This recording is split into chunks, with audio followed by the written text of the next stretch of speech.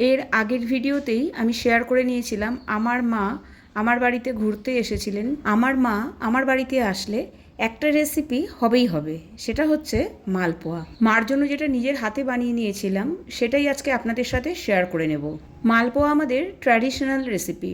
যে কোনো খুশির দিনে বা অনুষ্ঠানে আমরা এই রেসিপিটা বানিয়ে থাকি। আপনারা দেখতেই পাচ্ছেন প্রত্যেকটা মালপোয়া কিন্তু একদম ফোলা ফোলা। ভীষণই সিম্পল এবং ইজি একটি রেসিপি। থাকবে কিছু টিপস এবং ট্রিক্স। রেসিপিটা ফলো করলে আপনাদের মালপোয়াগুলোও কিন্তু ঠিক এই রকমই ফোলা ফোলা হবে। ভিডিওটা যদি ভালো লাগে লাইক, শেয়ার এবং সাবস্ক্রাইব করার অনুরোধ রইল। সবার প্রথমে এখানে আমি নিয়ে নিচ্ছি 1 কাপ ময়দা আর 1 কাপ সুজি। তার সাথে অ্যাড করে দিচ্ছি একদম অল্প পরিমাণে নুন আর 1 টিস্পুন মৌরি। শুকনো ইনগ্রিডিয়েন্টসগুলো আমি এখানে খুব ভালো করে মিশিয়ে নিচ্ছি। পারফেক্ট মালপোয়া বানানোর জন্য মেজারমেন্টটা খুবই জরুরি।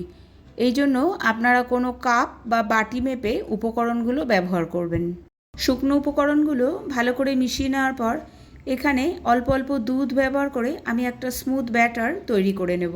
আমি এখানে রুম টেম্পারেচারে রাখা দুধই ব্যবহার করছি। সব কিছুকে খুব ভালো করে মিশিয়ে নেওয়ার পর এখানে আমি অ্যাড করে দিচ্ছি 1/4 কাপ চিনি। যেহেতু আমি এখানে রসে ভেজানো মালপোয়া তৈরি করছি সেই জন্য এখানে চিনির পরিমাণটা আমি কম রেখেছি।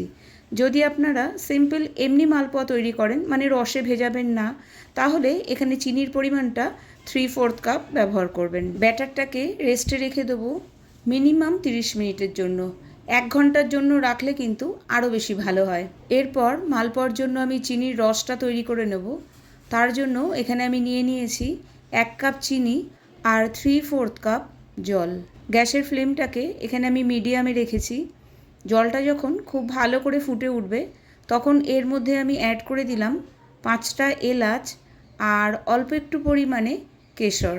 চিনির রসটা তৈরি করার জন্য আমার এখানে সময় লেগেছে প্রায় 4 মিনিট। মালপোয়া বানানোর জন্য চিনির রসটা কিন্তু খুব বেশি পাতলা বা খুব বেশি মোটা হবে না। একটু আঠালো একটা চটচটে ধরনের সিরাপ তৈরি করতে হবে।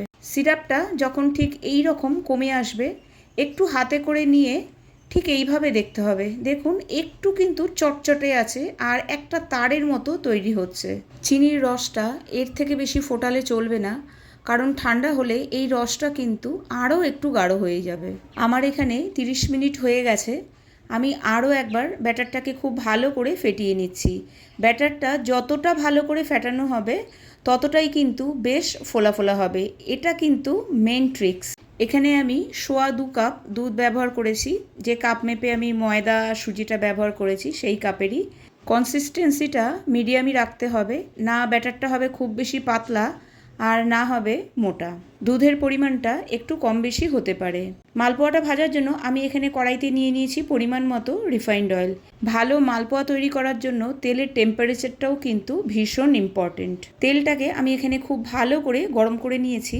1 ফোঁটা ব্যাটার দিয়ে আমি এটা চেক করে নিচ্ছি। ব্যাটারটা যদি সঙ্গে সঙ্গে উপরে ভেসে ওঠে তার মানে আপনার তেল কিন্তু একদম পারফেক্ট গরম হয়েছে মালপোয়া তৈরি করার জন্য। সবার প্রথমে আমার বাড়ির যে নিয়ম, একটা ছোট্ট করে মালপোয়া আমি তৈরি করে নিলাম, যেটা আমাকে বাইরে দিতে হবে এবং আগুনের সামনেও দিতে হবে।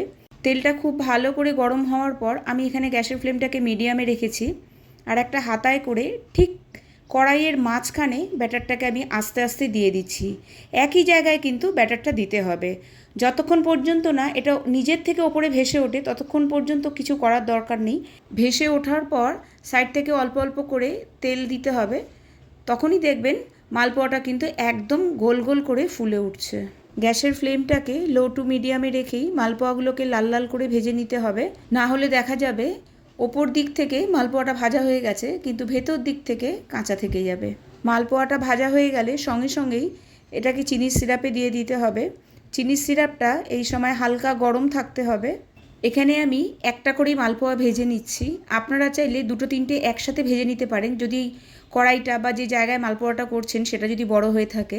তবে যতক্ষণ পর্যন্ত না ওপরে মালপোয়াটা ভেসে উঠছে ততক্ষণ পর্যন্ত কিন্তু সেকেন্ড ব্যাটারটা দেবেন না। চিনির রসে মালপোয়াটাকে প্রায় 10 থেকে 11 মিনিট ভিজিয়ে রাখতে হবে আর মাঝে মধ্যে অবশ্যই একটু উল্টে পাল্টে দিতে হবে।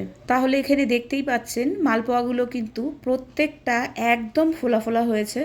10 মিনিট হয়ে গেছে। আমি এবার মালপোয়াগুলোকে তুলে একটা স্ট্রেনারের মধ্যে নিয়ে নেব, যাতে রসগুলো মানে এক্সট্রা যে রসগুলো আছে সেগুলো মালপোয়ার থেকে আমি আলাদা করে দেব।